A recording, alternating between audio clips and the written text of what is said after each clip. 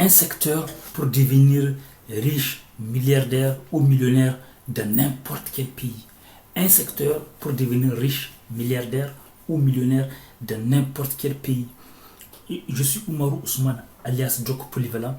Comme vous savez, sur ce site, je vous montre des secrets et stratégies pour réussir dans n'importe quel pays. Comme vous savez, j'ai été traumatisé de voir des gens qui mettent leur vie en danger et la vie de leur famille en danger en voulant traverser la mer pour venir ici en Europe. Et ce que les gens ne savent pas, au lieu de mettre leur vie en danger dans des vieux bateaux, ce que les gens ne savent pas, c'est que c'est possible de réussir dans n'importe quel pays et qu'une fois que vous avez appris à réussir à partir de n'importe quel pays, le monde entier va vous ouvrir ses portes. Une fois que vous avez appris à créer le business, vous avez appris à créer des relations, des partenariats, la prospérité, des emplois. Une fois que vous avez appris à créer ça, le monde entier va vous ouvrir ses portes.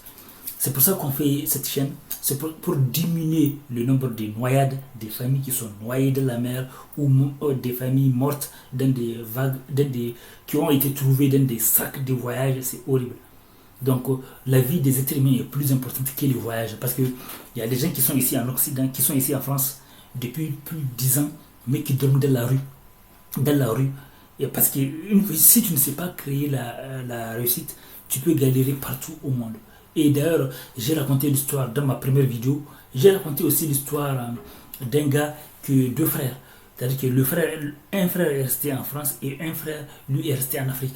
Donc, le frère d'Afrique, maintenant le frère de France, c'est depuis 10 ans qu'il dort. Il est dans la rue, il est là en France. Et depuis 10 ans, il est sans papier, en galère. 10 ans de la pauvreté parce qu'il n'a pas les papiers.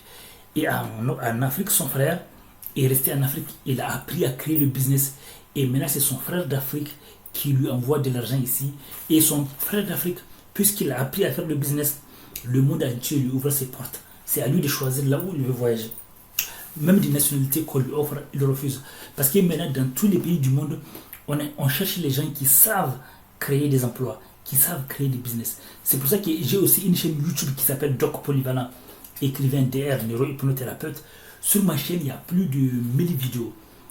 Il y a des tonnes de livres audio, des livres sur les secrets de réussite, de business, de relations et tout ça. Vous pouvez vous former avec les vidéos, des livres gratuits que j'ai mis dans ma chaîne, Joko Polyvalent, écrivain, d'ailleurs. Et aussi, il y a aussi des occidentaux qui mettent leur vie en danger en voulant rechercher le bonheur parce qu'on leur a fait croire que soi-disant, le bonheur, il faut aller dans des montagnes isolées en Afrique ou en Asie. Et beaucoup de gens ont mis leur vie en danger pour aller là-bas. Et ça s'est fini mal. Or, parfois, ça finit très mal. Or, ce que les gens ne savent pas, c'est que partout où tu vas avec ta tête. Tant que tu n'as pas appris à être heureux là où tu es, tu peux souffrir partout où tu vas. N'oubliez pas de regarder la fin de mes vidéos, car on ne sait jamais les surprises qu'on peut trouver à la fin de mes vidéos. N'oubliez pas de vous abonner et d'activer la cloche à côté de l'abonnement pour ne pas rater des opportunités et les événements qu'on organise en ligne et dans la vraie vie.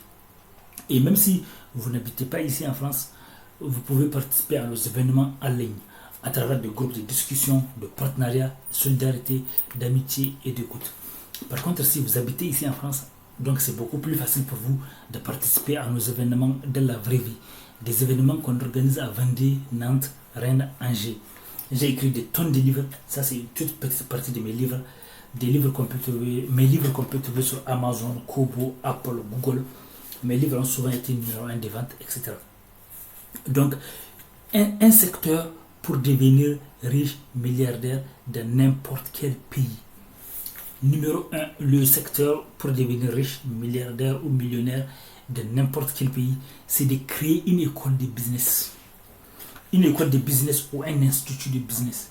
Vous pouvez créer ça, même si vous n'êtes pas riche. Vous pouvez créer un institut de business parce que les gens vont vous payer. Si vous créez un institut de qualité ou une école de qualité, les gens vont payer.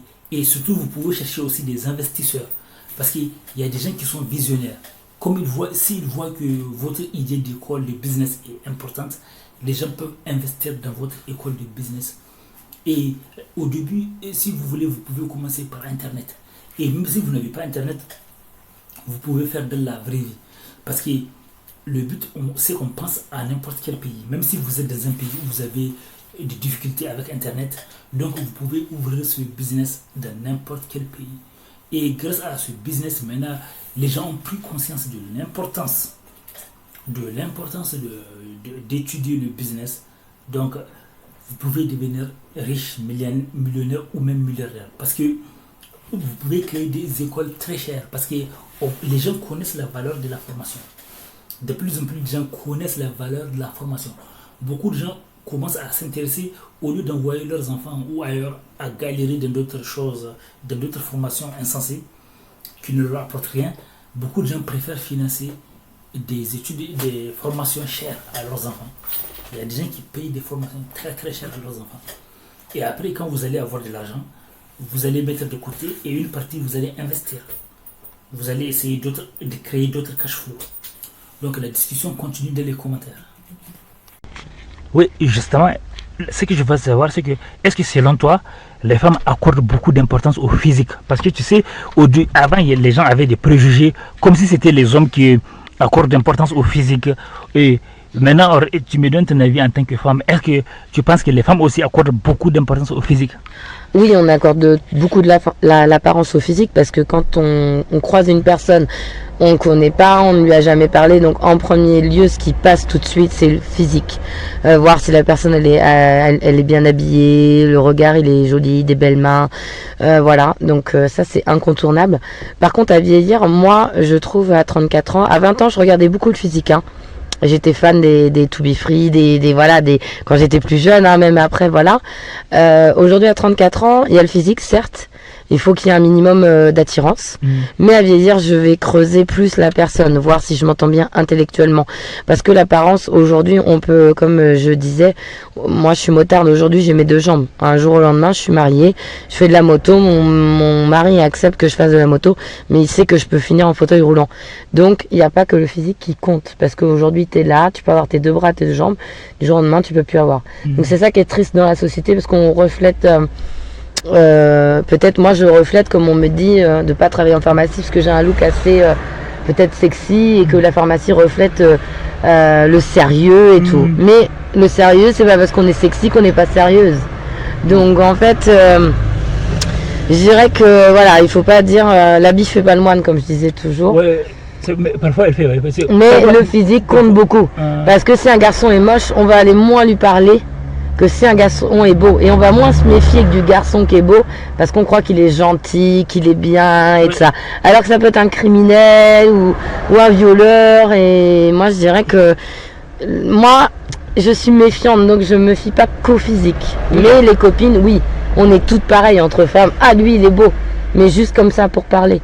Mais il faut se méfier du physique. Oui, je te remercie pour ta réponse. C'est vrai que c'est important de savoir ça, parce que beaucoup d'hommes se laissent aller, ne prennent pas soin de leur physique, ils mangent n'importe comment, s'habillent n'importe comment, voilà, et parce qu'ils pensent que les femmes n'accordent pas d'importance.